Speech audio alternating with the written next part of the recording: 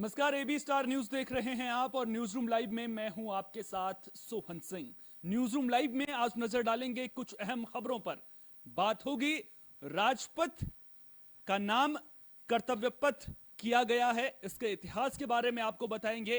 100 साल के सफर के दौरान तीन नाम इसके सामने आए हैं, किंग्सवे से राजपथ और अब कर्तव्य पथ।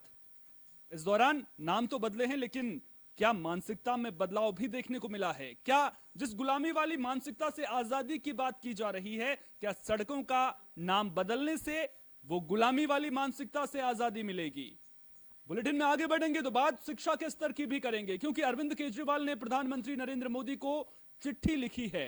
पीएम श्री योजना के तहत 14,500 स्कूलों के विकास का प्लान सरकार ने बनाया है, लेकिन अरविंद केजरीवाल तारीफ करते हुए सवाल पूछ रहे हैं, अगर ऐसे स्कूलों का विकास किया जाएगा तो फिर सभी स्कूलों का विकास करने में तो 100 साल से ज्यादा वक्त लग जाएगा। साथ ही साथ उन्होंने यह भी कहा है कि देश के 80% से ज्यादा सरकारी स्कूल कबाड़ खाने से भी बुरी हालत में हैं। तो आखिर सरकारी स्कूल का नाम जहन में आते ही यह सवाल मन में क्यों आता है कि पढ़ाई का स्तर क्या होगा?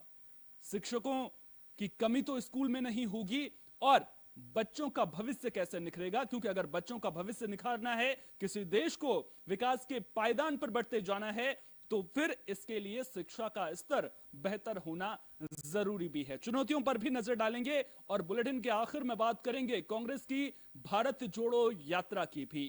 कांग्रेस की भारत जोड़ो यात्रा कन्याकुमारी से शुरुआत, कश्मीर तक का सफर लंबा है, मुश्किल है, लेकिन क्या 2024 का सफर इससे आसान होगा? इस पर भी नजर डालेंगे। लेकिन सबसे पहले बात राजपथ के नए बदले नाम की।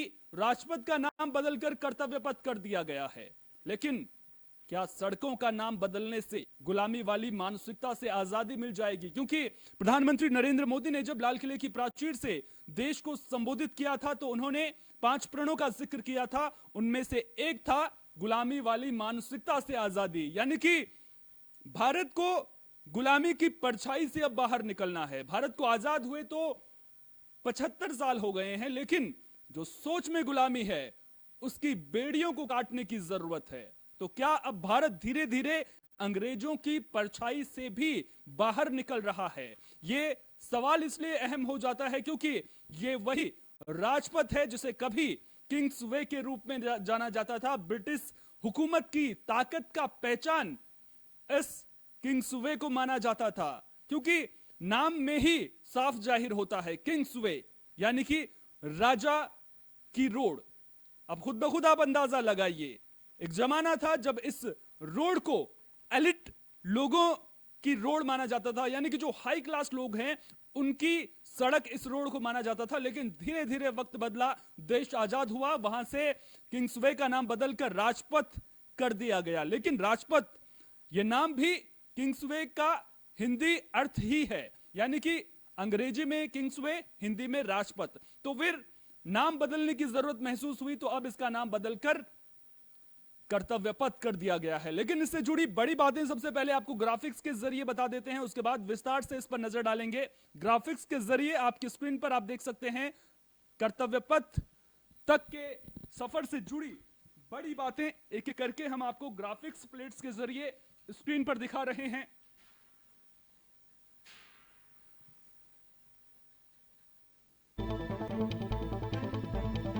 ऐसा पहली बार नहीं है जब किसी रोड का नाम बदला गया है। इससे पहले 28 अगस्त 2015 को औरंगजेब रोड का नाम बदलकर doctor APJ Abdul Kalam road कर दिया गया था, यानी कि सड़कों का नाम बदलना शुरू कर दिया गया था। 2016 में रेस कोर्स रोड का नाम बदलकर लोक कल्याण मार्ग किया गया। तो अंग्रेजों की परछाई से भारत निकल रहा है और सवाल भी कई सारे अपने साथ में छोड़े जा रहा है। 2017 में डलहौजी रोड का नाम बदलकर दारा शिकोह रोड कर दिया गया था, और अब 2022 में राजपथ रोड का नाम बदलकर कर्तव्य पथ रोड कर दिया गया है, जिसके मायने बड़े हैं। राजपथ का बदला नाम रायसीना हिल पर राष्ट्रपति भवन से राजपथ शुरू होता है, और रायसीना हिल से जब इसकी शुरुआत होती है उसके बाद इंडिया गेट तक के सफर में बीच में विजय चौक इसके पड़ता है। ग्राफिक्स के जरिए हम आपको कहां से कहां तक राजपथ है इसकी जानकारी भी दे रहे हैं। गणतंत्र दिवस परेड का महत्वपूर्ण स्थान ये माना जाता है। देश की ताकत पूरी दुनिया देखती है, भारत की ताकत का गवाह पूरी दुनिया गणतंत्र दिवस के दिन बनती है। ब्रिटिश काल में इसे किंग्सवे के नाम से जाना जाता था, जो जानकारी मैंने आपको पहले भी दी थी। ब्रिटिश हुकूमत की शाही पहचान इस किंग्सवे को माना जाता था। इसके अलावा किंग जॉर्ज पंचम के सम्मान में किंग्सवे इसका नाम रखा गया था। 1955 में इसका नाम बदलकर जब देश आजाद हो गया तो राजपथ रख दिया गया। किंग्सवे नाम से साम्राज्यवादी भावना दिखाना इसका मकसद था। साथ ही साथ रायसीना हिल से रोड की ढलान पुराना किला की ओर इशारा करती थी। बाद में इसके बीच में एक नेशनल स्टेडियम भी बनाया गया था। इसके अलावा विस्तृत विस्टा और फुटपाथ के साथ दोनों ओर बगीचा भी था। किंग्सवे पर फव्वारे की भी एक श्रृंखला देखने को मिलती थी, लेकिन अब धीरे धीरे वक्त के साथ ये बदलता गया। पहले इसे केवल एलिट क्लास की सड़क माना जाता था, लेकिन नाम बदलने पर यह आम आदमी की सड़क बन गई। साथ ही साथ राजपथ से आजादी के बाद कई आंदोलनों का जन्म भी हमने देखा है। 1988 में राजपथ पर किसानों का विशाल प्रदर्शन भी देश ने देखा था। बड़ी संख्या में किसान एकजुट हुए थे। 2012 में निर्भया की मौत के बाद विरोध प्रदर्शन देखने को मिला था और 2019 में सीएए के खिलाफ प्रदर्शन का गवाह भी राजपथ बना था। इसके अलावा हर साल राजपथ पर सैन्य ताकत, सांस्कृतिक विविधता का नजारा भी खूब देखने को मिलता है। तो राजपथ अपने आप में कई आंदोलनों का गवाह राजपथ भी बना है, लेकिन साथ ही साथ देश की ताकत पूरी दुनिया जनवरी के दिन इसी राजपथ से देखती है। तो राजपथ एक जमाना था जब राजपथ पर दोनों ओर जामुन और आम के पेड़ हुआ करते थे, लेकिन अब 90% जो पेड़ हैं वो काट भी दिए गए हैं। और मन में ये सवाल भी उठता है कि वो पेड़ अब कब लगेंगे, क्योंकि रोड का नाम बदल दिया है, लेकिन प्रकृति से छेड़छाड़ भी तो मंजूर नहीं की जा सकती है। तो अब वो पेड़ कब लगेंगे, ये सवाल भी बड़ा है। इसके अलावा जो बड़ा सवाल, क्या नाम बदलने से गुलामी वाली मानसिकता से आजादी मिल पाएगी? लेकिन उससे भी पहले आपके लिए यह जानना जरूरी है कि जब सरकार किसी रोड का या फिर किसी जगह का नाम बदलती है, क्योंकि आपने देखा होगा हाल ही में जगहों के नाम बदलने को लेकर के भी खूब सियासत देखने को मिलती है। लेकिन जब सरकार किसी भी जगह का नाम या किसी रोड का नाम बदलती है तो क्या ऐसे ही नाम बदल दिया जाता है?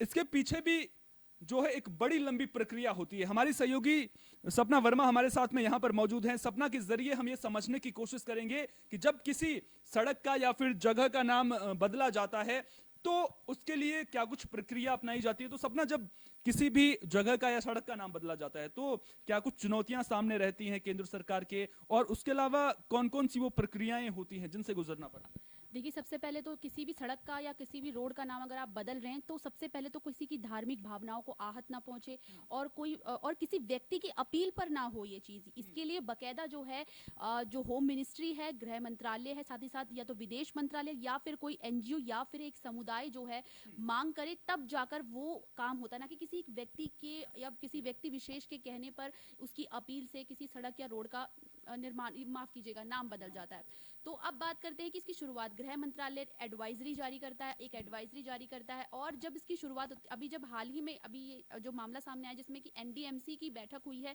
इस बैठक में जो है 13 सदस्यों की ये बैठक है, प्रस्ताव पास होगा, उसके बाद शहरी विकास मंत्रालय के पास जाएगा और वहां से मंजूरी मिलेगी और उसके बाद ही जो है आगे कार्रवाई होगी। तो ये सपना ने जिस तरह से बताया कि किस तरह से नाम बदला जाता है, उसके अलावा भी गृह मंत्रालय को देखना होता है कि कितनी पुरानी वो सड़क या वो जगह है। अगर कम पुरानी है तो क्या बदलने के बाद किसी तरह का धार्मिक भावनाएं आहत होंगी या फिर कुछ और दिक्कतें सामने नहीं आएंगी। लेकिन बहुत ज्यादा पुरानी है तो इसको लेकर के भी पेंच जरूर रहते हैं। लेकिन सपना, जिस तरह से अब राजपथ का नाम बदलकर कर्तव्य पथ कर दिया गया है, नाम बदलने से क्या गुलामी वाली मानसिकता से आजादी मिल पाएगी? क्योंकि आपको प्रधानमंत्री नरेंद्र मोदी का भाषण तो याद ही होगा, गुलामी वाली मानसिकता से आजादी चाहिए। लेकिन क्या सड़कों का नाम बदलने से वो मानसिकता में बदलाव आ सकता है? चलिए, सरकार संदेश दे रही है, लेकिन लोगों में कैसे बदलाव आए? गुलामी से आज़ादी तभी मिलेगी जब बेसिकली जब हम बात करते तो इसमें सबसे बड़ा रोल जो है वो है शिक्षा का रोल है। और जब तक हम पढ़ लिख नहीं जाएंगे, जब तक भारत का हर एक बच्चा अच्छे से एजुकेटेड नहीं होगा, तब तक उसे अपने अधिकार पता नहीं चलेंगे। जब अधिकार पता नहीं चलेंगे तो हम सारी बातें हवा में कहेंगे, हमें हमारी बातों का ध्यान नहीं होगा। दूसरी बात है, हमें पता नहीं होगा कि कब हमारे अधिकारों का हनन कोई सामने वाला कर रहा है, और हम उस चीज पर आवाज नहीं उठा पाएंगे। हम हवाई बातों पे विश्वास करेंगे और हम एक किसी समुदाय या किसी भीड़ का हिस्सा बन के चलेंगे।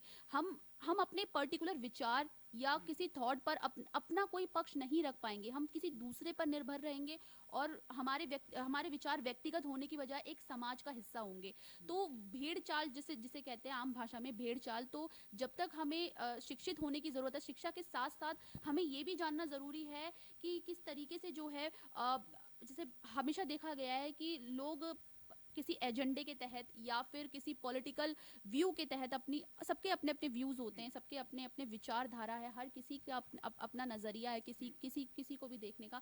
मगर जब तक आप चीजों को नहीं जानते तब तक आप उस चीज पर टिप्पणी नहीं कर सकते। जैसे कि अब राहुल गांधी बहुत से लोगों के लिए शायद हो सकता है वो एक प्रधानमंत्री का चेहरा हो, मगर जिस तरीके से जब उनकी एक स्पीच मुझे सुनने को मिली और मैं सच में बहुत हैरत में आ गई, जहां पर उन्होंने आम आदमी की जो बेसिक नीड्स हैं उन्हें ये नहीं पता, या तो उन्होंने मार्केट सर्वे नहीं किया, या फिर जिन्होंने भी उनकी स्क्रिप्ट लिखी है उन्होंने उससे पहले सर्वे नहीं किया। जिस वजह से जब उन्होंने बहुत से बातें ऐसे बोली, जब उन्होंने किलो को लीटर में बता दिया और आटे का दाम, खैर ये तो मुद्दा ही दूसरा है। खैर ये तो मुद्दा ही दूसरा है, और अब उनकी जुबान फिसली थी या फिर कुछ और वजह थी, वो तो राहुल गांधी ही बेहतर जानेंगे। लेकिन कहीं ना कहीं जानकारी उन्हें होनी चाहिए थी, क्योंकि ये बेसिक नीड की जरूरत है। कई बार जुबान भी फिसल जाती है। अब सच्चाई राहुल गांधी ही बेहतर जानते हैं कि उनकी जुबान फिसली थी या फिर उन्हें जानकारी का अभाव था। चलिए बहुत बहुत शुक्रिया सपना आपका। विश्वनाथ जी भी हमारे साथ में यहाँ पर मौजूद हैं। विश्वनाथ, जब सरकार किसी जगह का या रोड का नाम बदलती है तो सरकार के मन में भी बहुत सारी प्लानिंग होती होंगी कि अगर हम इस रोड का नाम बदलेंगे तो कुछ बदलाव देखने को मिलेगा समाज में। और जिस बात का जिक्र मैं लगातार कर रहा हूँ, मानसिकता जो गुलामी वाली है उससे आज़ादी का जहन में सरकार के रहा होगा। इससे पहले के फैसलों में भी लगातार देखने को मिला है, और ऐसा पहली बार नहीं है किसी रोड का नाम बदला गया है। इससे पहले रेस कोर्स का नाम भी बदला गया था। डॉक्टर एपीजे अब्दुल कलाम के नाम पर औरंगजेब रोड का नाम रख दिया गया था। रेस कोर्स का नाम बदल करके लोक कल्याण मार्ग रख दिया गया था। तो ये बदलाव देखने को मिलते हैं, और यूपी में भी हमने देखा है सियासत भी खूब जगहों के नाम बदलने को लेकर के देखने को मिलती है। लेकिन जब सरकार सोचती है कि हमें इस जगह का नाम बदलना है, तो उसके पीछे जो मकसद रहता है, अगर इस फैसले के पीछे के मकसद को समझने की कोशिश करेंगे तो क्या बड़ी वजह मानते हैं आप? क्या केवल गुलामी वाली मानसिकता से आज़ादी, या फिर कुछ और भी वजह मानते हैं? नहीं, बिल्कुल। जैसा कि आपको बता दें, किंग्स वे जो उस मार्ग का नाम है किंग्स वे, उसका मतलब ही यही होता है। किंग्स वे मतलब राजा का मार्ग, जिसपे केवल राजा चल सकता हो। लेकिन अब राजतंत्र खत्म हो चुका है, अब प्रजातंत्र है। और ये जो नाम रखा गया था किंग्स वे, इसलिए रखा गया था जो किंग जॉर्ज जो उस टाइम के उनके सम्मान में ये नाम रखा गया था, और उनको सम्मानित करने के लिए मतलब ये किंग्स वे नाम रखा गया था, जिसको राजतंत्र तो रही नहीं। तो इसे हमें बदलने की बिल्कुल जरूरत थी। इसको हमें जो भी बदलाव इसमें हुए हैं वो सही हैं, उचित हैं। और इसकी मानसिकता अगर शिक्षा से देखा जाए तो जरूर साक्षरता, जैसे हम गुलामी वाली मानसिकता, किसी जानवर को अगर किसी खूंटे से बांध दिया जाए तो वो वहीं पे बंधा रहता है, जबकि उसके पास असीमित बल होता है। असीमित बल होता है, वो चाहे तो उस रस्सी को, उस खूंटे को उखाड़ सकता है, लेकिन वो बंधा होता है क्योंकि उसकी सोच बंधी होती है कि हम अभी उस गुलामी में जी रहे हैं। तो कहीं ना कहीं ये चीज बदलने की बहुत जरूरत थी। और साक्षरता दर की बात अगर की जाए तो हम भारत देश की साक्षरता दर काफी हद तक सुधरी है, और दिन ब दिन सुधरती, बेहतर होती चली जा रही है। इस पे केजरीवाल जी ने अभी पीएम को चिट्ठी भी लिखी है, और उसको मतलब उसका जिक्र बाद में करेंगे। अगली खबर वही है और उसी पर चर्चा करेंगे। लेकिन जिस तरह से विश्वनाथ ने एक बेहद ही अहम मुद्दा यहां पर उठाया है, बात पूरी सोच की होती है। एक जानवर अगर खूंटे से बंधा होता है तो वो भले ही उसके पास असीमित बल हो, लेकिन वो उस खूंटे को उखाड़ नहीं सकता है, क्योंकि उसकी सोच का दायरा सीमित रहता है। और उस सीमित दायरे से बाहर निकलने का आह्वान लगातार प्रधानमंत्री नरेंद्र मोदी भी कर रहे हैं। लेकिन किंग्सवे से राजपथ हुआ, राजपथ में क्या दिक्कत थी? हालांकि साम्राज्यवादी सोच का इशारा राजपथ नाम भी जरूर करता है, लेकिन क्या राजपथ को भी बदलने की जरूरत थी? हमारे वरिष्ठ सहयोगी दिवाकर विक्रम सिंह जी, हमारे एग्जीक्यूटिव एडिटर हमारे साथ में यहां पर मौजूद हैं, उनसे बारीकी से समझने की कोशिश करेंगे। दिवाकर जी, पहले किंग्सवे था, किंग्सवे का हिंदी में राजपथ कर दिया, हिंदी नाम था राजपथ। भले ही राजतंत्र खत्म हो गया है, लेकिन राजपथ, क्या राजपथ नाम से भी वो गुलामी वाली मानसिकता का एहसास होता है? और जिस तरह से अब कर्तव्य पथ कर दिया गया है, क्योंकि पवन खेड़ा तो ये भी बोल रहे थे कि आप अटल जी के नाम पर रोड रख सकते थे। महुआ मोइत्रा का ट्वीट आता है, वो तो खैर अलग ही दिशा में जाती हुई नजर आ रही हैं। पीएम आवास का नाम किंग कर्तव्य मूड करने की बात वो कर रही हैं। लेकिन जिस तरह से हमने सियासत और मुद्दों पर होती हुई देखी, उतनी ज्यादा सियासत अभी इस पर भी देखने को नहीं मिली। तो क्या ये माने कि जो गुलामी वाली मानसिकता से बाहर निकलने की बात, जिसका जिक्र मैं बार बार कर रहा हूं, देश उस दिशा में एकजुट होकर आगे बढ़ रहे? देखिए, कर्तव्य पथ जो नाम दिया गया है उसमें सेंट्रल विस्टा का जिस तरह से डेवलपमेंट किया जा रहा है, उसमें स्वदेशीकरण और इंडिया जो कहते हैं ना, प्राइड, जो देश के प्रति, नाम के प्रति, हिंदुस्तान के प्रति जो प्राइड है, जो गर्व है, उसके एक भाव का द्योतक है। चूंकि वहां पर 26 जनवरी को परेड का आयोजन होता है और भारत की सुंदर झांकी और भारत की ताकत को प्रदर्शित किया जाता है। उसका नाम बदला जाना, क्योंकि किंग्सवे का नाम बदला भी गया, राजपथ किया गया। मैं सोहन इस बात से बिल्कुल सहमत हूं कि गुलामी की मानसिकता, हालांकि बहुत लोग जो इस जनरेशन में हैं, हमारे आपके भी जनरेशन में हैं, वो कैसे समझेंगे कि इसका नाम कर्तव्य पथ क्यों है? कर्तव्य मतलब होता है ड्यूटी, तो ड्यूटी के प्रति बाउंडेशन होना एक मूल कर्तव्य है हमारे। अगर हमको अधिकार दिए गए हैं मौलिक, तो हमारे देश के प्रति एक कर्तव्य है।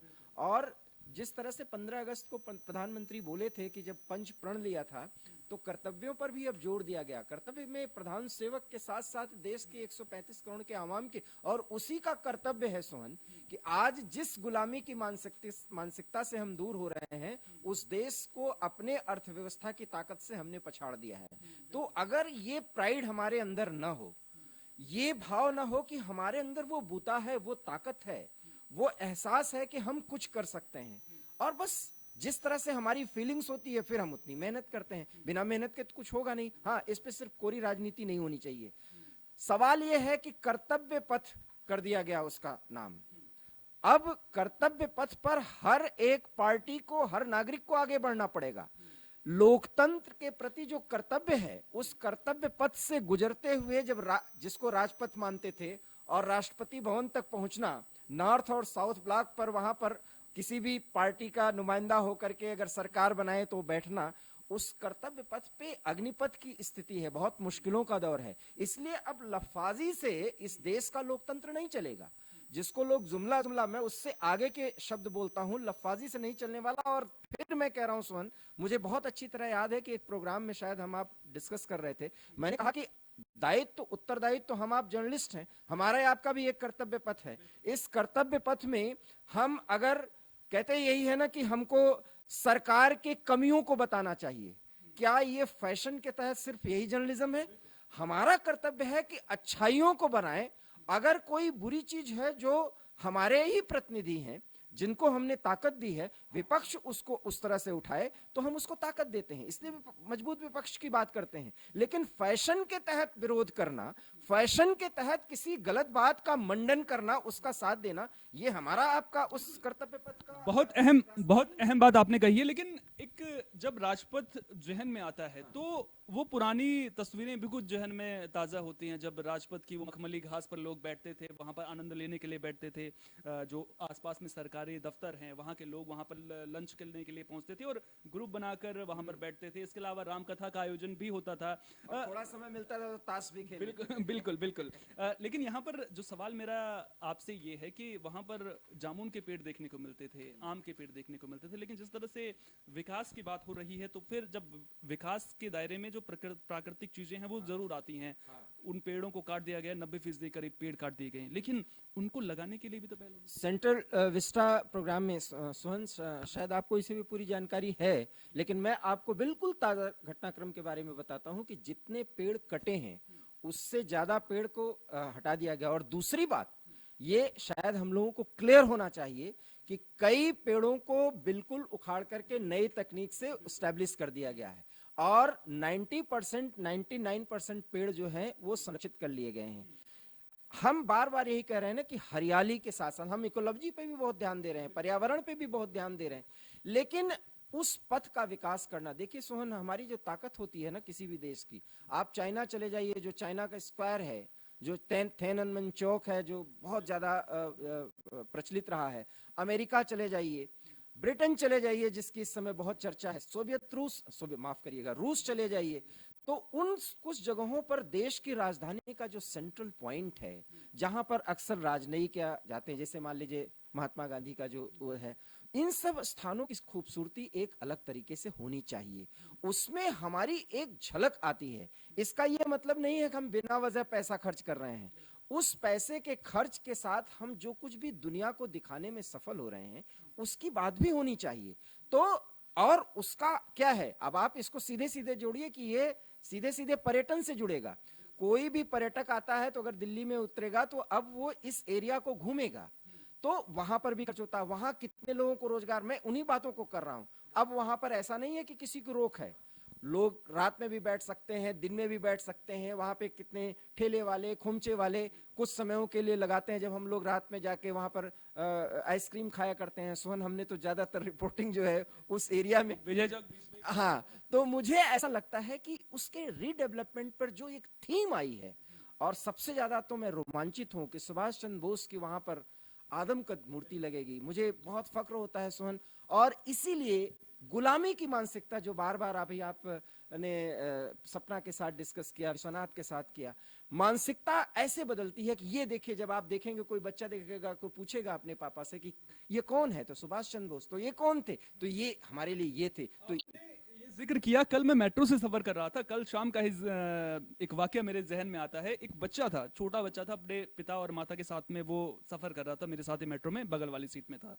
तो उसके पिता खड़े रहते हैं, तो उनका बेटा तभी उठता है, वो बोलता है, ऐसे गोली का साइन बनाता है, ऐसे रखता है, उस अपने पिता को बोलता है, कि आप बोलिए, मैं मंगल पांडे हूं, अगर एक मंगल पांडे को मारोगे तो 1000 मंगल पांडे पैदा होंगे। तो मेरे मन में सरकार, जिस तरह से प्रधानमंत्री नरेंद्र मोदी जिक्र करते हैं कि गुलामी की जंजीरों से आज़ादी चाहिए, जिस तरह से हमारे महापुरुषों का जिक्र होता है, लेकिन हम देखते हैं कि हमारे पाठ्यक्रम में भी अब धीरे धीरे वो चीज़ें विलुप्त होती हुई नजर आ रही हैं। हालांकि नई शिक्षा नीति आ रही है और उसमें हम ये उम्मीद कर रहे हैं कि जो महापुरुषों के बारे में ज़्यादा से ज़्यादा जानकारी जो बच्चों तक को पढ़ाई जा सके। और जो बच्चा था, आप यकीन मानिए, वो 10 साल से ज़्यादा उम्र का नहीं था। अब मेरे मन में इस मुद्दे को लेकर के एक अहम सवाल ये आता है कि जिस तरह से हम नाम को लेकर के पूरा जिक्र कर रहे हैं कि नाम बदल दिया, नाम बदलने से क्या लोगों के अंदर जागरूकता आएगी। मेरा इसलिए अहम हो जाता है क्योंकि अगर आपको नाम बदलने को लेकर के, अक्सर हम सियासत से इसको जोड़ करके देखें, हमने पहले भी देखा है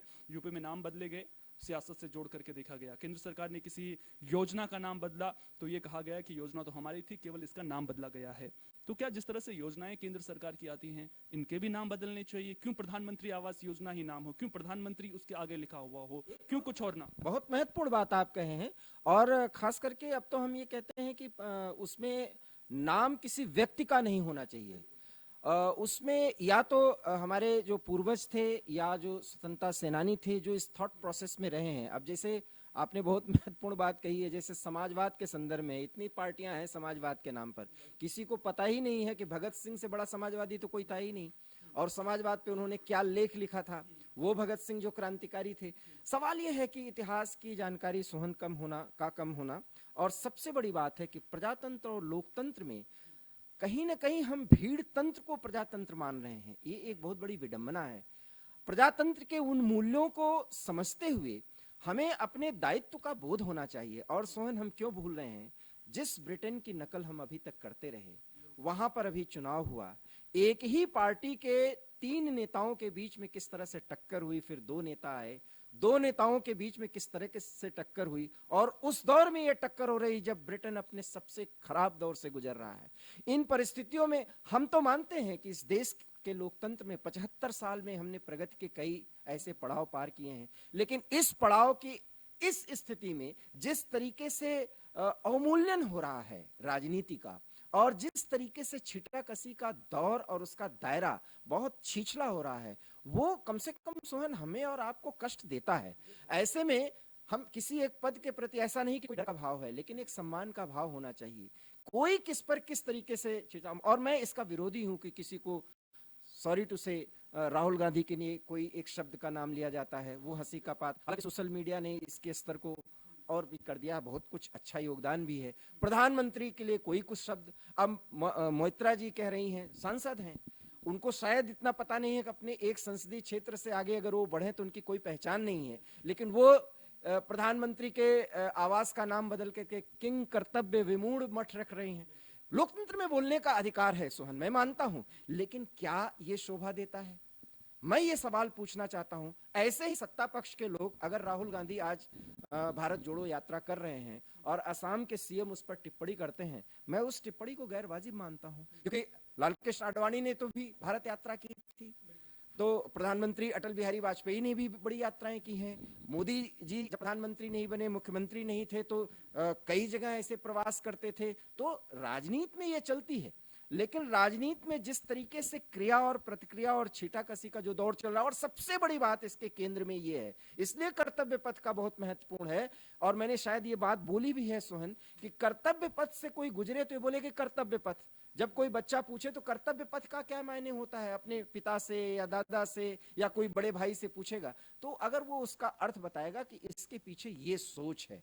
कर्तव्य पथ का मतलब है कि जिस पथ पर आप प्रस्ते हो तो उसके अपना आपका एक कर्तव्य क्या है। अगर हम इतना ही किसी को टीच करने में अपने बच्चों को, अब जो आगे के समाज का भावी पीढ़ी है, बताने में सफल रहे, तो उसका मायने होता है, उसके मतलब होते हैं। कहीं ना कहीं मायने बड़े हैं और इन मायनों को समझने की जरूरत है, और अगर आप इन मायनों को सही ढंग से समझेंगे तभी किंग्सवे से कर्तव्य पथ तक का सफर जो इस रोड ने किया है ये सही मायनों में साकार हो सकेगा। कर्तव्य पथ यानी कि अपने कर्तव्यों पर आगे बढ़ते रहना। अब हमारे कर्तव्य क्या हैं, सबसे पहले हमें उनका बोध होना बेहद जरूरी है। हमारे कर्तव्य हमारे देश के प्रति क्या हैं, हमारे कर्तव्य हमारी संस्कृति को आगे बढ़ाने के प्रति क्या है, हमारे कर्तव्य, अगर हम एक सड़क पार कर रहे हैं, कोई बुजुर्ग सड़क पार करना चाह रहा है, तो उस वक्त हमारे कर्तव्यों में प्राथमिकता क्या होती है, इन बातों का बोध होना बेहद जरूरी है। तभी कर्तव्य पथ नाम रखने का जो मनसा इसके पीछे है वो सही मायनों में साकार हो पाएगी। हेमंत बिस्वा शर्मा के बयान का जिक्र राहुल गांधी के भारत जोड़ो अभियान के बारे में अभी हमारे एग्जीक्यूटिव एडिटर दिवाकर विक्रम सिंह जी ने किया, उसके बारे में भी आपको बताएंगे, लेकिन उससे पहले शिक्षा पर भी बात कर लेते हैं, क्योंकि किसी देश को अगर विकसित देशों की लिस्ट में शामिल होना है तो उसके लिए शिक्षा सबसे बड़ा हथियार है। क्योंकि अगर हम शिक्षित नहीं हैं तो फिर हमें जानकारी का अभाव होगा, और अगर जानकारी का अभाव होगा तो जागरूकता की कमी होगी, और जागरूकता की कमी होगी तो फिर हमारा देश आगे नहीं बढ़ पाएगा। लेकिन जब हमारे मन में सरकारी स्कूलों का जिक्र आता है तो फिर सवाल क्यों खड़े हो जाते हैं? क्यों सरकारी स्कूल का नाम जहन में आते ही यह मन में नहीं आता है कि सरकारी स्कूल है, पढ़ाई तो बेहतर होगी? ऐसा क्यों जहन में आता है कि अरे सरकारी स्कूल है, यहां क्या पढ़ाई होगी, अपने बच्चों को प्राइवेट स्कूल में भर्ती करवाते हैं? क्यों अब शिक्षा, पढ़ाई कारोबार बनती जा रही है? क्या इसके लिए सरकारें जिम्मेदार हैं? क्या जो बदलाव शिक्षा नीति में होने चाहिए थे वो समय पर नहीं किए गए हैं? आजादी के इतने साल हो गए, क्या शिक्षा में जिस क्रांति की जरूरत थी उस क्रांति का एहसास पहले की सरकारों को नहीं हुआ? सवाल इसलिए बड़े हैं क्योंकि अब अच्छी बात यह है कि देश की सियासत में शिक्षा जैसे मुद्दों को लेकर के भी लोग बोलते हुए नजर आ रहे हैं। दिल्ली के मुख्यमंत्री अरविंद केजरीवाल ने प्रधानमंत्री नरेंद्र मोदी को चिट्ठी लिखी है। पीएमश्री योजना के तहत सरकार ने 14,500 स्कूलों के अपग्रेडेशन पर काम करने की बात कही थी। इन स्कूलों को अपग्रेड करने का जिक्र किया गया था, लेकिन अरविंद केजरीवाल ने एक बेहद ही वाजिब सवाल पूछा कि अगर आप ऐसे स्कूलों का विस्तार करेंगे, इस तरह से स्कूलों को अपग्रेड करेंगे, तो फिर इतने सारे सरकारी स्कूल हैं, इसमें तो 100 साल से ज्यादा का वक्त लग जाएगा। क्योंकि जो शिक्षा हम आज की तारीख में अपने बच्चों को दे रहे हैं, क्या वो शिक्षा लर्निंग लेवल की है? क्या उस शिक्षा के जरिए बच्चे कुछ सीख पा रहे हैं? यह सवाल बड़ा है। और जो शिक्षा का तरीका है, क्या वो सही है? क्या केवल चंद स्कूलों को अपग्रेड करने से काम बन जाएगा? सबसे पहले ग्राफिक्स के जरिए उन पॉइंट्स पर नजर डाल लेते हैं कि आखिर शिक्षा में किन सुधारों की जरूरत है। अरविंद केजरीवाल ने चिट्ठी के जरिए क्या कुछ कहा है और सरकार का प्लान क्या है, 3 महत्वपूर्ण जो बातें हैं उनको ग्राफिक्स के जरिए समझने की कोशिश सबसे पहले कर लेते हैं। अरविंद केजरीवाल ने जो चिट्ठी लिखी है, 14,500 स्कूलों को मॉडल स्कूल के तौर पर विकसित करने के फैसले की उन्होंने तारीफ की। केजरीवाल की चिट्ठी में क्या है वो हम आपको ग्राफिक्स के जरिए बता रहे हैं। शिक्षा पर केजरीवाल की सरकार को यह सलाह है। 14,500 स्कूलों को मॉडल स्कूल के तौर पर विकसित करने के फैसले की तारीफ उन्होंने की। देश में 10 लाख सरकारी स्कूल, सभी को ठीक करने में लग जाएंगे 100 साल। केजरीवाल ने यह भी सरकार को अवगत कराया है कि अगर आप ऐसे बढ़ेंगे तो फिर तो बहुत सारे साल लग जाएंगे। सभी स्कूलों को अपग्रेड करे सरकार, यानी कि केवल चंद स्कूलों से बात नहीं बनेगी, सभी स्कूलों को अपग्रेड करने की जरूरत है। खासतौर पर जो ग्रामीण इलाकों में स्कूल हैं उनके अपग्रेड होने की जरूरत सबसे ज्यादा है। सभी 10 लाख स्कूलों को एक साथ ठीक करने का प्लान सरकार को बनाना चाहिए, ये सुझाव भी अरविंद केजरीवाल ने दिया है। उन्होंने कहा कि 80% से ज्यादा सरकारी स्कूलों की हालत कबाड़ खाने से ज्यादा खराब हो चुकी है। अब आप खुद सोचिए, अगर ऐसी हालत हो तो फिर बच्चे क्या वहां पर पढ़ते होंगे। अगर करोड़ों बच्चों को हम ऐसे शिक्षा दे रहे हैं तो भारत कैसे बनेगा विकसित देश, ये सवाल भी अरविंद केजरीवाल ने पूछा है और इन सवालों के मायने बड़े हैं।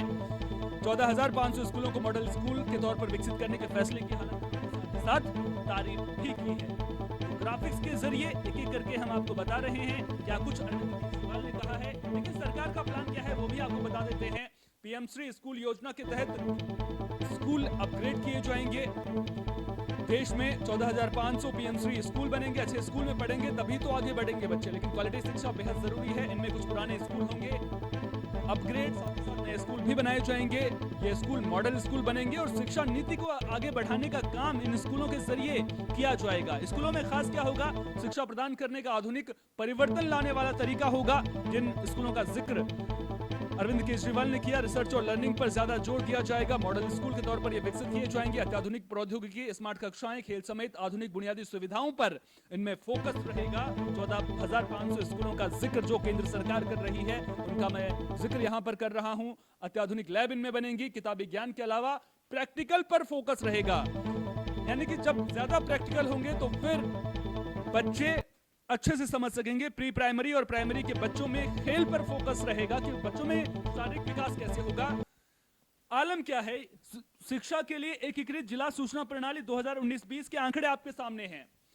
सरकारी स्कूलों में परेशानी क्या है ये इन आंकड़ों के जरिए आप समझिए, क्योंकि क्वालिटी पढ़ाई नहीं है और भारत क्वालिटी पढ़ाई ना होने की वजह से आगे नहीं बढ़ रहा है। सरकारी स्कूलों में से केवल 12% में इंटरनेट की सुविधा है। बात डिजिटल भारत की हो रही है, लेकिन केवल 12% स्कूलों में इंटरनेट की सुविधा है और केवल 30% में कंप्यूटर उपलब्ध है। सरकारी स्कूलों का हाल ये है। शिक्षकों की संख्या अपर्याप्त है और जो शिक्षक रहते भी हैं उन्हें दूसरे काम में लगा दिया जाता है। शिक्षकों की अपर्याप्त संख्या यानी कि कमी एक बड़ी वजह निकलकर सामने आती है। कोविड के कारण पढ़ाई पर बुरा असर पड़ा है, ये भी एक बड़ी वजह है। शिक्षा में निजी क्षेत्र का कम निवेश, सरकार 80% से ज्यादा का खर्च उठा रही है, ये भी एक बड़ी परेशानी है, क्योंकि सरकार के बजट पर भी इसका असर सीधे तौर पर पड़ता है। ग्रामीण इलाकों में सरकारी स्कूलों में मूलभूत सुविधाओं की कमी रहती है, ये भी एक बड़ी वजह है। शिक्षकों को गैर शिक्षकीय कार्यों में लगाना, चुनाव आते हैं तो चुनाव में ड्यूटी लगा दी जाती है, कभी कोई दूसरा काम, कभी किसी जागरूकता कार्यक्रम में। तो ये भी बड़ी वजहें निकल करके सामने आती हैं कि शिक्षा का स्तर आखिर इतना खराब क्यों होता जा रहा है और इन आंकड़ों में सुधार की जरूरत है। क्योंकि अगर आप आंकड़ों पर नजर डालेंगे तो करीब 30% के करीब स्कूल ऐसे भी हैं, क्योंकि कई स्कूल ऐसे भी हैं जहां अभी तक बिजली भी नहीं पहुंच पाई है। आपको हैरानी हो रही होगी, लेकिन कई स्कूलों में अभी तक बिजली की सुविधा तक नहीं है। लेकिन अरविंद केजरीवाल ने कहा क्या है, चलिए वो भी आपको सुना देते हैं। कल प्रधानमंत्री जी ने एक ऐलान किया कि 14,500 सरकारी स्कूलों को देश भर में अच्छा बनाया जाएगा, मॉडर्न बनाया जाएगा। बहुत अच्छी बात है, लेकिन 14,500 स्कूलों से क्या होगा? देश में 10.5 लाख सरकारी स्कूल हैं, 10.5 लाख। अगर 14,500 स्कूल एक साल में अगर करेंगे तो 100 साल लग जाएंगे 10 लाख स्कूलों को, 70-80 साल लग जाएंगे 10 लाख सरकारी स्कूलों को ठीक करने में। इतना टाइम तो नहीं है, 75 साल खराब हो गए।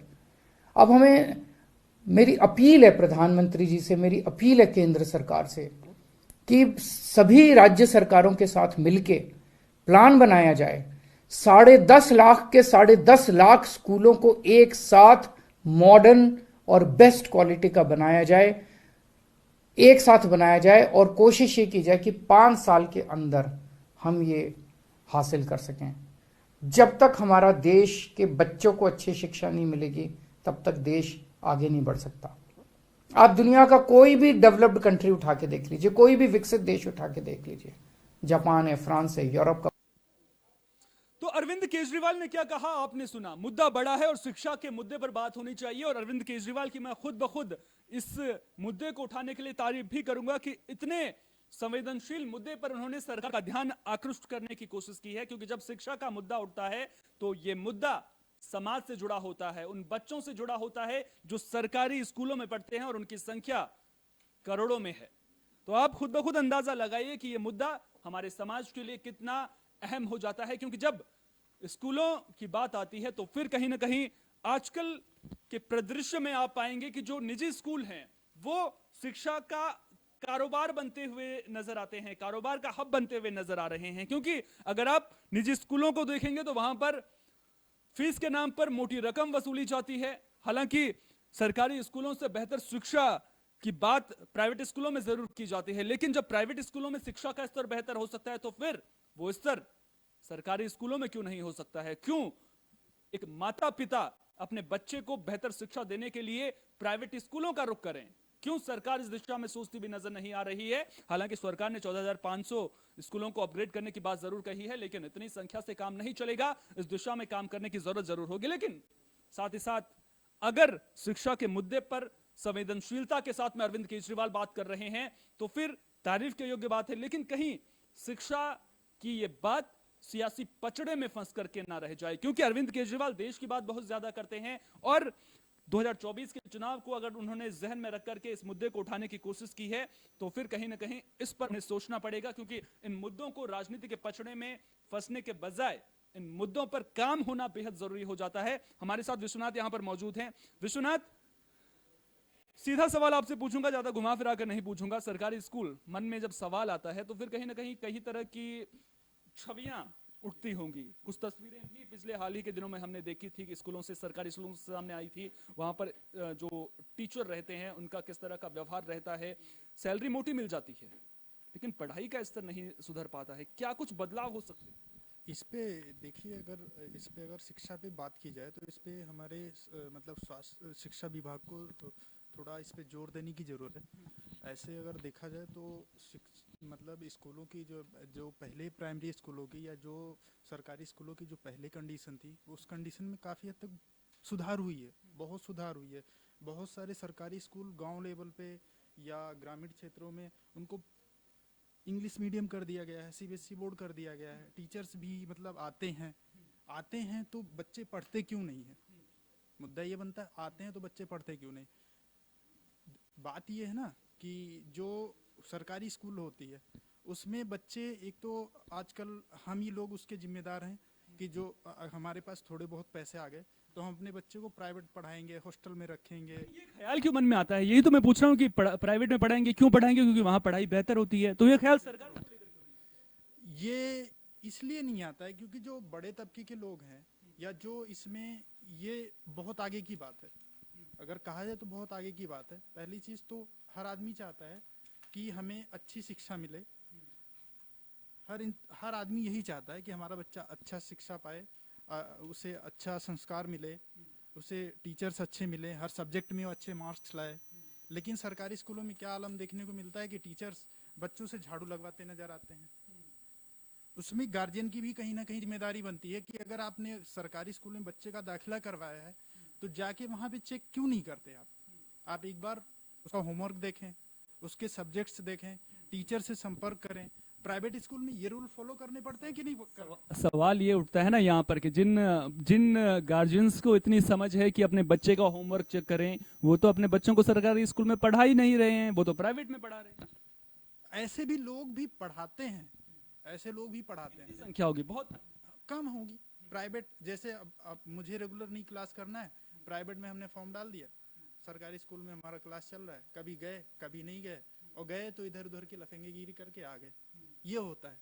तो इस तरह के भी लोग हैं, लेकिन वो लोग जो जिनको नहीं मालूम है कि हम होमवर्क कैसे देखें बच्चे का, कैसे जांच करें, केवल डर, अगर आप बैठ के पूछ रहे हो ना क्या काम किया है, तो वो भी एक डर बनता है बच्चे के मतलब जहन में कि हाँ हमें अपना होमवर्क टाइम पे करना चाहिए, अगर नहीं करेंगे तो ये तो हमें पता है ना कि कॉपी रफ है या खाली जा रही है, कुछ लिखा है, ये तो जरूर पता चलेगा ना।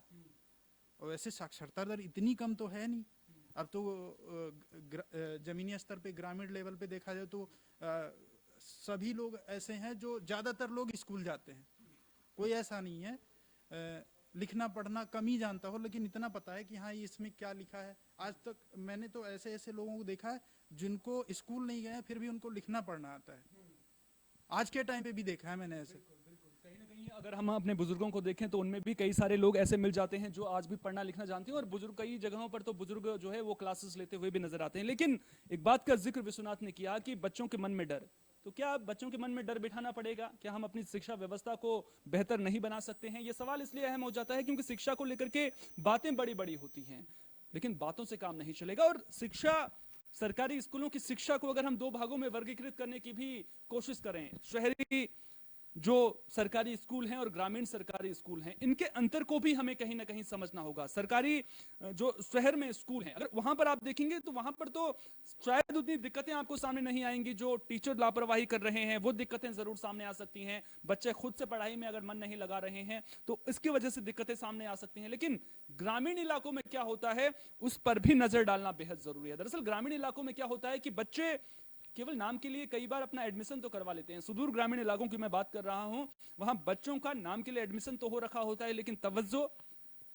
रोजमर्रा के कामों को दी जाती है। स्कूल से छुट्टी क्यों ली गई? साहब हमें हल लगाने के लिए उस खेत में जाना था, ये वजहें रहती हैं। उस शिक्षा से ज्यादा जो रोजमर्रा के काम होते हैं उनको तरजीह दी जाती है, या फिर दिहाड़ी मजदूरी करने के लिए बच्चे अपने माता पिता के साथ में जाते हुए नजर आते हैं। तो फिर ऐसे में सरकार क्या कर सकती है? ऐसा नहीं है कि सरकार के द्वारा कदम नहीं उठाए गए हैं, समय समय पर स्कूलों में बच्चों के दाखिले कैसे बढ़ाए जाएंगे, इसको लेकर के सरकार की ओर से पहल भी देखने को मिली है। अब बच्चों के दाखिले सरकारी स्कूलों में बढ़े, इसके लिए मिड डे मील योजना सरकार की ओर से शुरू की गई थी, ताकि जो बहुत दूर सुदूर गांव में रहने वाले लोग हैं, जिनके लिए दो वक्त की रोटी जुटाना आसान नहीं हो पाता है, वो कम से कम इस उम्मीद में तो अपने बच्चों को स्कूल भेजें कि वहां पर उन्हें एक वक्त का खाना मिल सकेगा। लेकिन इसकी भी तस्वीरें बिहार की मैं कुछ वीडियो फुटेजेस देख रहा था तो वहां पर सामने आई थी कि नाम के लिए तो हमने सरकारी स्कूल में दाखिला करा रखा है क्योंकि वहां पर एक वक्त का खाना मिल जाता है, लेकिन बच्चों में वो लर्निंग कैसे बढ़ानी है उस दिशा में काम करने की जरूरत है। वो शिक्षा का स्तर कैसे बढ़ाना है, क्योंकि कई बार सिलेबस में ऐसी ऐसी चीजें होती हैं जिनका ग्रामीण इलाकों में अगर आप जाएंगे तो उन्हें ढंग से ABCD पढ़ना नहीं आता है, सेंटेंसेस कैसे बनाएंगे, तो जो बेसिक लेवल्स हैं वो क्लियर करने की कहीं ना कहीं जरूरत है, तभी शिक्षा का स्तर बेहतर हो सकेगा। और ग्रामीण भारत पर इस दिशा में ज्यादा फोकस करने की जरूरत भी है। हमारी सहयोगी सपना वर्मा हमारे साथ में यहाँ पर मौजूद हैं। सपना, आप लगातार स्कूल एजुकेशन से जुड़े इस सेक्टर से जो भी खबरें लगातार सामने आती हैं उन पर आपका ध्यान ज्यादा रहता है, और आपसे मैं जब बात भी कर रहा था तो हम बात कर रहे थे कि शिक्षा के स्तर में सुधार की बात तो हम कर रहे हैं, लेकिन जो तस्वीरें सामने आ रही हैं, कहीं पर टीचर्स जो हैं बच्चों से कुर्सी का पुल बनवा रही हैं, कहीं पर बच्चे झाड़ू लगाते हुए नजर आ रहे हैं, तो फिर ऐसे में कैसे शिक्षा का स्तर बढ़ेगा? और जो तस्वीरें आ रही हैं अगर मैं उनको समझूं तो कैसे उन तस्वीरों को बदला जा सकता है?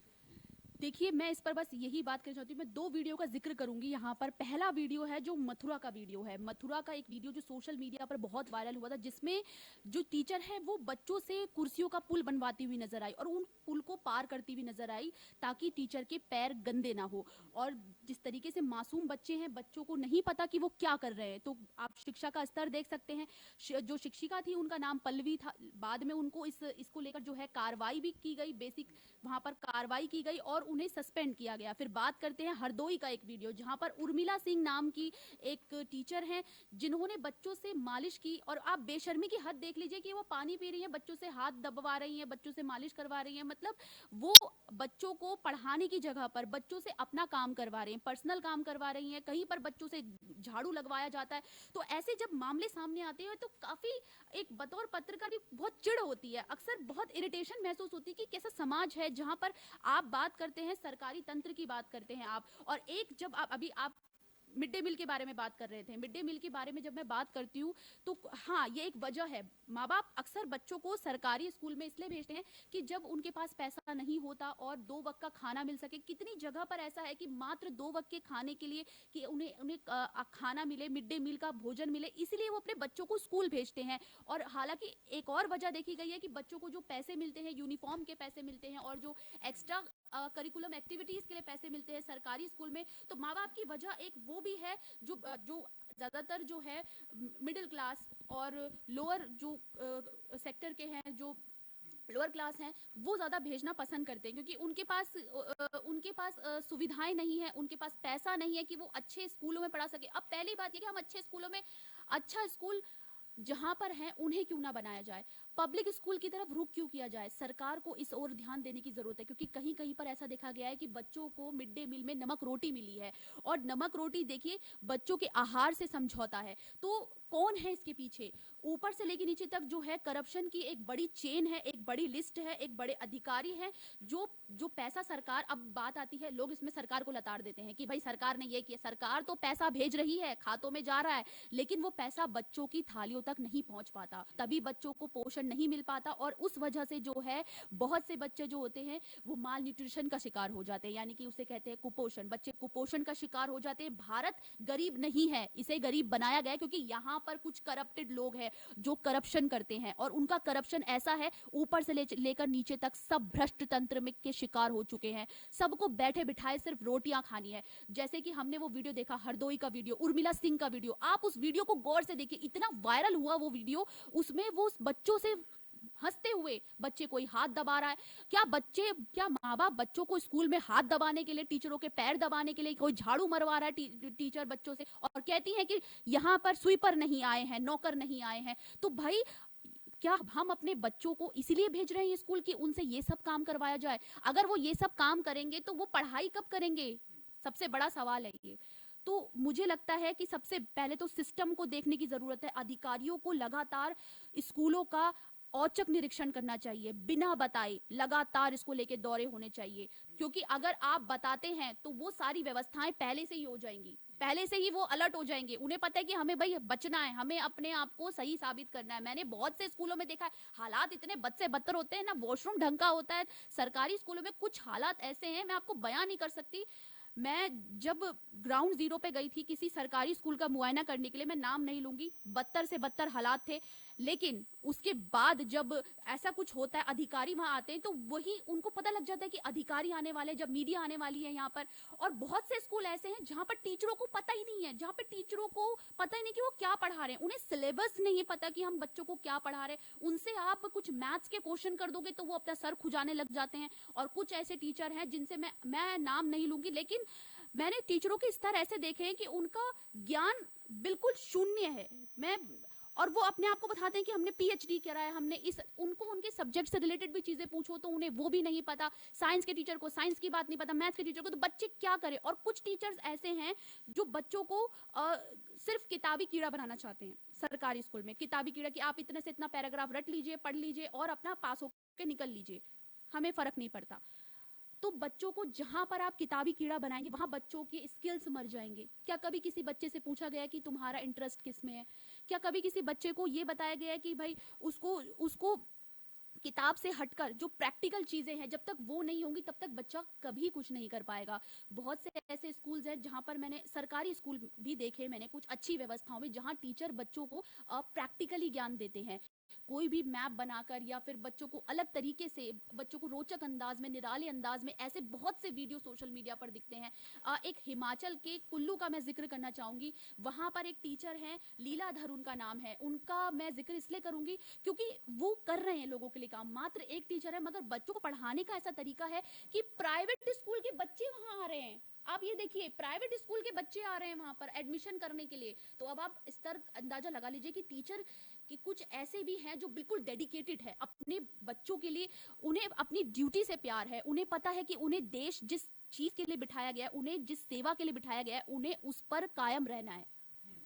बहुत ही गंभीर बातें सपना ने यहां पर कही हैं, और इन जो गंभीर बातें हैं, इन गंभीर बातों के पीछे छिपे मर्म को समझना बेहद जरूरी है। उस मर्म को समझना बेहद जरूरी है, क्योंकि जो बातें सपना वर्मा ने कही हैं वो सरकारी स्कूलों की अब हकीकत सी बनती जा रही हैं। और ऐसी तस्वीरें, सपना ने केवल 2-3 जगहों का जिक्र किया, लेकिन ऐसी तस्वीरें पूरे देश भर से सामने आ रही हैं, और ये बड़ी चिंता की बात है। उम्मीद करेंगे कि सरकार का ध्यान सरकारी स्कूलों में शिक्षा के स्तर की ओर जाएगा।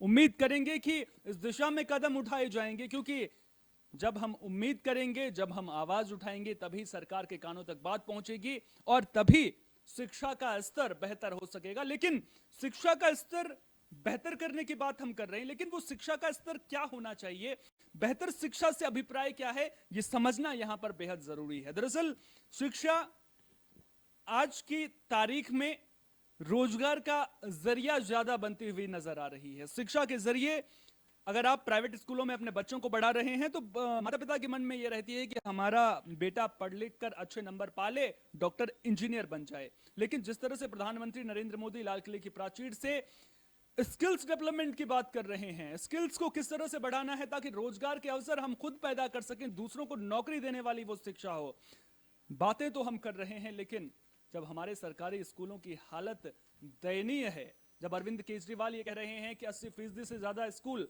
कबाड़ खाने से भी बुरी हालत में हैं, तो फिर वो स्किल डेवलपमेंट कहां से आएगा? ये सवाल बड़ा है, और इन सवालों पर गंभीरता से सरकार को विचार करने की जरूरत है, क्योंकि जब देश का बच्चा क्वालिटी शिक्षा प्राप्त करेगा, तभी हमारा देश विकसित देशों की लिस्ट में शुमार होगा। और कर्तव्य पथ की जो बात हम लगातार कर रहे थे, तभी उसे अपने कर्तव्यों का बोध होगा।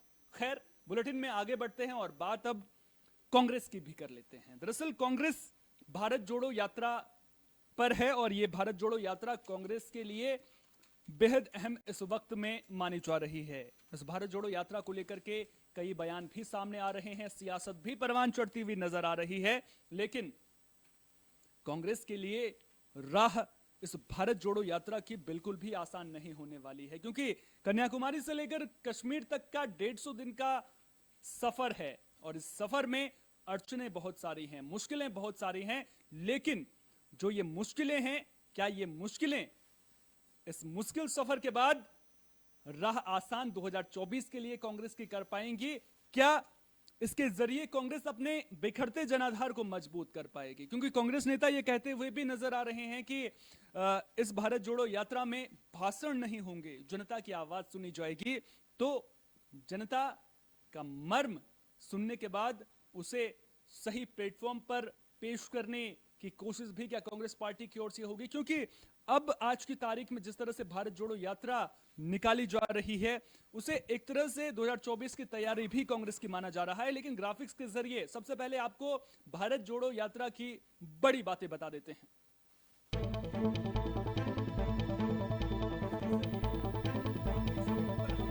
दिखा रहे हैं कि भारत जोड़ो यात्रा क्यों अहम कांग्रेस की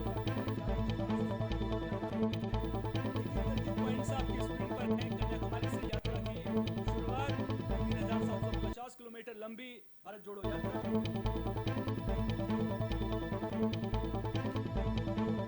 कन्याकुमारी से इसकी शुरुआत हुई है। राहुल गांधी खुद इस दौरान कांग्रेस नेताओं के साथ में मौजूद रहेंगे। 117 कांग्रेस नेता, जिसमें 28 महिला नेता भी शामिल, 12 राज्य, 2 यूनियन टेरिटरीज यानी कि केंद्र शासित प्रदेशों में 5 महीने में इसे कवर किया जाएगा।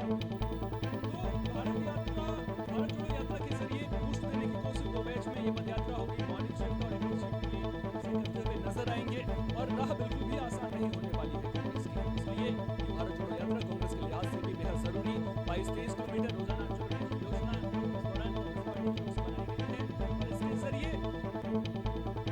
भारत को जोड़ने की बात कांग्रेस पार्टी कह रही है। राहुल समेत 119 नेता भारत यात्रियों के रूप में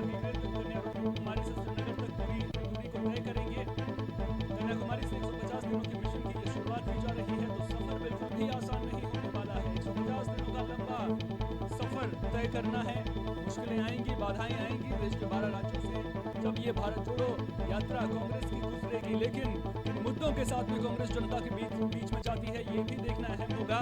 राहुल के साथ 117 नेता होंगे, 28 महिला नेता होंगी, और जो माना जा रहा है कि महंगाई बेरोजगारी के मुद्दे पर कांग्रेस हमलावर इस दौरान हो सकती है। 3 दिन के अंतराल पर कपड़े धोने की सुविधा मिलेगी, यानी कि दिक्कतें होंगी। केवल 3 दिन के अंतराल पर ही जो सफर कर रहे होंगे उन्हें कपड़े धोने की सुविधा मिलेगी। साथ ही साथ रोजाना कंटेनर के जरिए नया गांव बसाया जाएगा, यानी कंटेनर यानी कि बड़े ट्रक में एक बड़ा गांव बसाया जाएगा, और इसके जरिए ज्यादा से ज्यादा लोगों को इकट्ठा करने की कोशिश की जाएगी। घर के आकार के 60 कंटेनर इसके लिए कांग्रेस पार्टी की ओर से बनाए गए हैं, ताकि इस यात्रा के दौरान किसी तरह की ज्यादा दिक्कतें सामने ना आए। एक कंटेनर में करीब 12 लोग सो पाएंगे। व्यवस्थाएं क्या कुछ की गई हैं वो भी हम आपको ग्राफिक्स के जरिए दिखा रहे हैं। राहुल गांधी सुरक्षा कारणों के चलते अलग कंटेनर में सोएंगे, यानी कि 12 लोग एक कंटेनर में सो पाएंगे, लेकिन राहुल गांधी अलग कंटेनर में सोएंगे क्योंकि सुरक्षा कारणों की वजह से ऐसा किया जाएगा। नेता और कार्यकर्ता खुद अपना भोजन तैयार करेंगे, अपना खाना खुद कांग्रेस कार्यकर्ता और नेता बनाते हुए नजर आएंगे। हालांकि कई राज्यों में प्रदेश कांग्रेस जो है वो खाने का इंतजाम पदयात्रियों के लिए करती हुई भी नजर आएगी। तो सफर बिल्कुल भी आसान नहीं होने वाला है, सफर लंबा है, और इस सफर से क्या कुछ कांग्रेस पार्टी हासिल कर पाएगी इस पर भी नजरें हमारी लगातार बनी हुई हैं। किसने क्या कुछ कहा है वो भी ग्राफिक्स के जरिए हम आपको दिखा दें। गुलाम नबी आजाद का सबसे पहले रिएक्शन सामने आया था जब उन्होंने कांग्रेस पार्टी को छोड़ा था। भारत जोड़ो की बजाय कांग्रेस जोड़ो पर ध्यान देना चाहिए, ये गुलाम नबी आजाद ने कहा था। भारत जोड़ो यात्रा पर किसने क्या कुछ कहा वो हम आपको बता रहे हैं। शशि थरूर का रिएक्शन इस पर आया था, भारत जोड़ो और कांग्रेस जोड़ो दोनों लक्ष्य हासिल किए जा सकते हैं। एक तरह से गुलाम नबी आजाद को जवाब देते हुए शशि थरूर नजर आए थे। साथ ही साथ नरोत्तम मिश्रा का बयान सामने आया था। राहुल गांधी चुनावी हिंदू हैं, इच्छाधारी हिंदू हैं, चुनाव आते हैं तो महाकाल के दर्शन करते हैं और नर्मदा नहाने चले जाते हैं, क्योंकि मध्य प्रदेश से होते हुए भी गुजरेगा, नर्मदा में डुबकी भी राहुल गांधी लगाएंगे, तो इसलिए उनका ये बयान सामने आया है। नरोत्तम मिश्रा के बाद, माफ कीजिएगा नाम गलत इसमें लिखा हुआ है, जयराम रमेश, ये आपको स्क्रीन पर नजर आ रहे हैं। वो ये कह रहे हैं कि यात्रा का उद्देश्य लोगों को सुनना, भाषण देना नहीं है। ये जयराम रमेश। हेमंत बिस्वा शर्मा का भी ताजा बयान सामने आया है। उन्होंने कहा है कि कांग्रेस को अपना यह अभियान पाकिस्तान में शुरू करना चाहिए। भारत जुड़ा हुआ है और एकजुट है। भारत का विभाजन 1947 में हुआ था, भारत एकजुट है, ये हेमंत बिस्वा शर्मा ने कहा है। तो भारत जोड़ो अभियान और इसकी लाइव तस्वीरें भी अब आप अपनी स्क्रीन पर देख रहे हैं। भारत जोड़ो अभियान की शुरुआत कांग्रेस पार्टी ने कर दी है और बड़ी संख्या में आपको कांग्रेस के नेता कार्यकर्ता नजर आ रहे हैं। कन्याकुमारी में आपको स्क्रीन पर हरीश रावत नजर आ रहे हैं, तमाम कांग्रेस के बड़े नेता शामिल इसमें। पीछे आपको जयराम रमेश भी नजर आ रहे हैं। और अलग अलग राज्यों में जब ये यात्रा जाएगी तो इस दौरान उस राज्य की जो वहां की लोकल लैंग्वेज होगी उसमें इसका प्रसारण होता हुआ नजर आएगा। लेकिन कन्याकुमारी से जो ये आगाज कांग्रेस पार्टी कर रही है ये कई मायनों में बेहद खास हो जाता है, क्योंकि अब 2024 में लोकसभा के चुनाव हैं, कांग्रेस के सामने दिक्कतें बड़ी हैं, लेकिन क्या भारत जोड़ो यात्रा के जरिए कांग्रेस अपनी दिक्कतों से पार कर पाएगी? ये सवाल बड़ा है, ये सवाल गंभीर है और इन सवालों के जवाब भी कांग्रेस पार्टी को तलाशने होंगे। लेकिन जिस तरह से भारत जोड़ो यात्रा की शुरुआत कांग्रेस पार्टी की ओर से कर दी गई है, एक संदेश देने की कोशिश कांग्रेस पार्टी जरूर कर रही है कि कांग्रेस पार्टी अखिल भारतीय पार्टी है और राष्ट्रीय स्तर की यह पार्टी अभी भी दमखम के साथ ऊपर उठने का मादा रखती है। लेकिन क्या कांग्रेस पार्टी की मुश्किलें इसके बाद पार हो पाएंगी? ये सवाल अपने आप में बड़ा बना हुआ है, क्योंकि जब तक कांग्रेस अपने अंदरूनी मसलों को हल नहीं कर पाती है तब तक जनता कैसे भरोसा कर ले? ये सवाल जस का तस अभी भी बना हुआ है। हमारे वरिष्ठ सहयोगी दिवाकर विक्रम सिंह जी, हमारे एग्जीक्यूटिव एडिटर हमारे साथ में यहां पर मौजूद हैं। भारत जोड़ो यात्रा को लेकर के उनसे सवाल पूछेंगे, उनसे जानने की कोशिश करेंगे। दिवाकर जी, शुरुआत में भी हम जब इस भारत जोड़ो यात्रा के बारे में बात कर रहे थे तो कांग्रेस ने कहीं ना कहीं कदम तो अच्छा उठाया है, इसकी तारीफ भी होनी चाहिए, क्योंकि अगर पार्टी को अपना जनाधार मजबूत करना है तो इस तरह के फैसले लेने की जरूरत पार्टी को कहीं ना कहीं पड़ती है। लोगों के बीच में अगर आप जाएंगे तो आप लोगों से कनेक्ट कर पाएंगे। लोगों के मन में महंगाई, बेरोजगारी की जो बातें आप कर रहे हैं उनको लेकर के लोगों के मन में क्या है, लोग क्या चाहते हैं, वो आप समझ पाएंगे। तो कहीं ना कहीं इस लिहाज से, और 2024 के चुनाव नजदीक हैं, क्या आपको लगता है कि इस कठिन सफर से 2024 का जो रास्ता है वो आसान हो पाएगा? देखिए सोहन, 2024 का मिशन कांग्रेस एक अखिल भारतीय पार्टी के स्तर पर उभर करके उस मिशन को पूरा कर पाए, इसमें अभी भी संदेह है। सबसे बड़ा जो फायदा हो सकता है, जो वास्तव में अगर राहुल मेहनत कर रहे हैं तो वो ये है कि हर एक राज्य में सोए हुए कांग्रेस संगठन के वो कार्यकर्ता जिनको जरूरत है कि उनका कोई एक नेता हो जो एक प्लेटफॉर्म पर आए और उन्हें संगठित करे। तो इस यात्रा का पहला पड़ाव और पहला फायदा जो हो सकता है, जो होना चाहिए, वो ये है कि राहुल गांधी अखिल भारतीय स्तर पर एक स्थापित नेता के तौर पर आएंगे सामने। दूसरी बात, राहुल का इन जगहों से पैदल यात्रा के दौरान गुजरना, लोगों कार्यकर्ताओं से उनकी बात सुनना और अपनी बात रखना, इसमें संवाद की उनकी शैली बहुत परिपक्व होगी सोहन। दूसरा फायदा ये हो सकता है।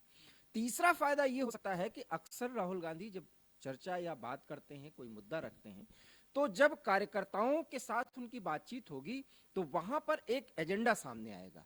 कांग्रेस वास्तव में उस एजेंडे पर काम कर पाएगी जब कार्यकर्ताओं और लोगों से मिलेगी। तो ऐसे में जनसंवाद, जनता से जुड़ाव और संगठन जो बिल्कुल मर चुका है, उस संगठन में लोग जो है वो एक्टिव होंगे। ये दो जो बड़े फायदे हैं, अगर ये फायदे गेन किए गए और फिर उसके बाद कांग्रेस पार्टी, क्योंकि अभी 5 महीने की कुल यात्रा है, 6 महीने की, उसके बाद पूरा 1 साल है, 2024 में चुनाव है, उस अनुभव को अगर सही तरीके से हाईकमान से लेकर के निचले स्तर पर उसे क्रियान्वित किया गया, जो राहुल गांधी कर सकते हैं उनकी टीम कर सकती है, ऐसे में मुझे लगता है कि राहुल गांधी का एक पूर्णकालिक या जिसको कहते हैं 100% प्रोजेक्शन किया गया है एक नेता के, एक जन नेता के तौर पर। अगर वो इसमें कारगर होते हैं तो कांग्रेस पार्टी रिवाइव करेगी, और अगर कांग्रेस पार्टी रिवाइव करती है तो उस स्थिति में 2024 में फायदा मिल सकता है। क्योंकि जिस मिशन पर राहुल गांधी अब निकल रहे हैं उसके आगे का काम, यहां तक कि भारतीय जनता पार्टी को तो छोड़ दीजिए, और अन्य पार्टियां करना शुरू कर चुकी हैं बहुत पहले, जिसमें अरविंद केजरीवाल, आम आदमी पार्टी की बात कर सकते हैं। तो कुल मिलाकर के जिस रिवाइवल की हम आकांक्षा करते हैं, क्योंकि अखिल भारतीय स्तर पर इस पार्टी का एक संगठन है और 137 साल से अधिक पुरानी ये पार्टी है, उसमें रिवाइवल के चांसेस पूरे हैं। रिवाइवल हो जाने के बाद वो जो अनुभव इनको गेन करना है और जो अनुभव इनको मिलेगा, एक व्यक्ति के तौर पर मैं नहीं कर रहा हूं, संगठन में आई कमियों को दूर करने का अनुभव, जन संवाद में कहां खामी है उसका अनुभव, उसके बाद उस अनुभव को अगले 1 साल में क्रियान्वित करना, लोगों तक फिर पहुंचना और बराबर उस एजेंडे पर चर्चा करना, ये चौथा और पांचवा बड़ा फायदा हो सकता है। और अगर इस फायदे की कंटिन्यूटी बरकरार रही, जन संवाद का स्तर ऐसे ही मेंटेन रहा, तो निश्चित रूप से रिवाइवल हो सकता है। अहम सवाल मैं आपसे ये करने जा रहा हूं, दरअसल 2024 का जिक्र हम कर रहे हैं लेकिन अभी वक्त है उसमें, क्या जो ये भारत जोड़ो यात्रा अभी कांग्रेस पार्टी कर रही है, क्योंकि गुजरात और हिमाचल में चुनाव होने, क्या इसका असर वहां पर कितना असर देखने को मिला? क्या लिटमस टेस्ट मान सकते हैं इसको आप कांग्रेस की तैयारियों का, इन विधानसभा चुनावों को? मुझे लगता है कि सोहन नहीं, मैं एक शब्दों में कहूं तो नहीं होगा, इसलिए क्योंकि मैं वही बात आपसे कह रहा था जो आपने सवाल भी कर दिया। सवाल यह है कि हिमाचल में या गुजरात में पार्टी का संगठन किस तरीके से अपने पार्टी के नीतियों के प्रति समर्पित है।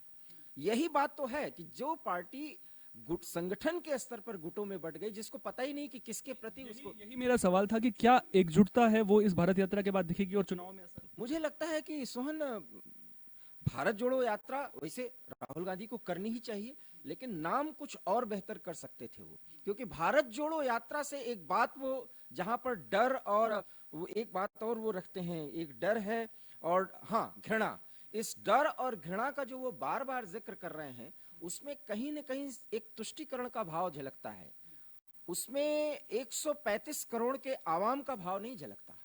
देखिए बात कहनी चाहिए साफ, लेकिन हाँ संगठन के स्तर पर उस संगठन को जो बिल्कुल खत्म हो गई है, उसमें राहुल गांधी कहीं ना कहीं, मुझे ऐसा लगता है, अगर वो पूरा कर पाए, मैं बार बार अगर शब्द का, और अगर उसकी कंटिन्यूटी को बरकरार रख पाए आने वाले 1 साल में, तो उसका फायदा मिल सकता है। लेकिन जो तात्कालिक फायदे अभी गुजरात और हिमाचल में, मुझे नहीं लगता कि इतने बड़े होंगे कि वो सत्ता में आ जाएं। सत्ता प्राप्त करना जरूरी है, वो चाहे स्वीकार करें या ना करें, राजनीतिक पार्टी के अहम सवाल आपसे, दरअसल एक थी कांग्रेस से कांग्रेस अभी जिंदा है, क्या ये संदेश देने की कोशिश यहां पर की जा रही है और इसमें सफलता मिलती हुई नजर? बहुत बड़ा सवाल है। और शायद सोहन, अगर यही जो आपका सवाल है, ये स्लोगन अगर कांग्रेस एक्सेप्ट कर ले, जिंदा ही नहीं बल्कि कांग्रेस अब एक्टिव है, मैं उससे आगे की बात कर रहा हूं, अगर राहुल गांधी इतना कर पाए, तो मैं ये मान लूंगा कि राहुल गांधी आने वाले समय में राजनीति में एक बहुत ही सधा हुआ कदम आगे बढ़ाएंगे।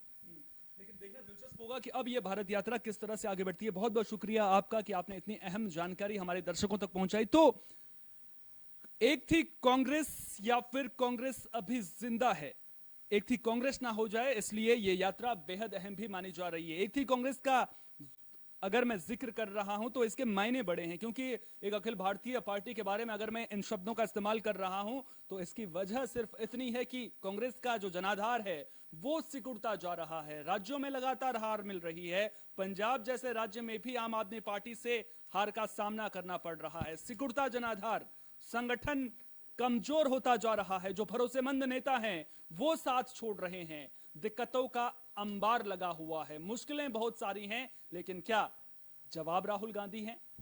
भारत जोड़ो यात्रा के बाद इन सवाल का भी जवाब जरूर मिल पाएगा। लेकिन क्या विपक्षी एकजुटता की बात जो हो रही है उसमें कांग्रेस पार्टी कहीं दबकर तो नहीं रह जाएगी? इन सवालों का भी जवाब वक्त की गोद में छिपा हुआ है, और जैसे जैसे कांग्रेस की यह भारत जोड़ो यात्रा आगे बढ़ेगी वैसे वैसे इसके अपडेट्स भी हम आप तक लगातार पहुंचाते रहेंगे। तब तक देश और दुनिया की तमाम अहम खबरों के लिए बने रहिए AB स्टार न्यूज के साथ, क्योंकि यहां पर खबरों का सिलसिला कभी नहीं थमता।